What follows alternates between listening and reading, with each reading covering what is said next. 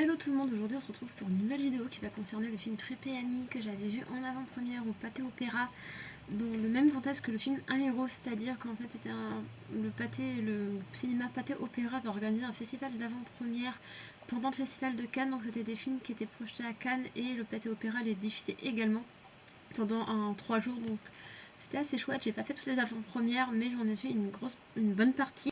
Donc là, je vais vous parler du film Trépé Annie. Donc en fait, on va suivre 3 familles dans un immeuble et il va arriver un événement dramatique. Je vais pas vous spoiler, bien que l'événement arrive assez tôt dans le film. Je sais même pas si j'ai pas vu la bande-annonce, donc je sais pas si cet événement-là est mis dans la bande-annonce ou pas. Mais voilà, cet événement tragique va avoir des répercussions sur les 3 familles qui habitent dans l'immeuble et à plusieurs niveaux. Et donc, du coup, ce que j'ai aimé, c'est la photographie du film et sa réalisation. C'est juste splendide. Et la façon dont les personnages sont mis en lumière, sont transcendés par la réalisation. Franchement, c'est juste magnifique. Juste pour ça, faut aller voir le film. Après, honnêtement, j'ai pas été touchée en tant que moi par le film ou par le dessin des personnages. Mais ça reste ma subjectivité.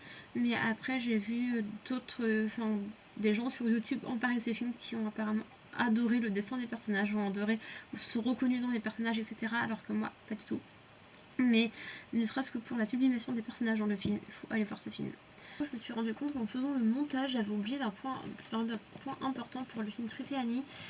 Du coup, c'est vrai que le film aussi aborde un sujet assez intéressant à mon sens, c'est-à-dire où la notion de consentement lors d'un rapport sexuel, tout simplement, parce que, sans trop spoiler, en gros, il y a un moment donné, il y a quelqu'un qui a un rapport avec quelqu'un d'autre, et c'est la notion de consentement, parce que cette personne-là, la jeune fille fait accuser quelqu'un après de viol, et alors que la personne, l'homme en question dit qu'elle était consentante, et du coup, voilà, c'est toute la question qui se pose jusqu'où la notion de consentement, jusqu'où ça peut être considéré comme un viol ou pas du tout.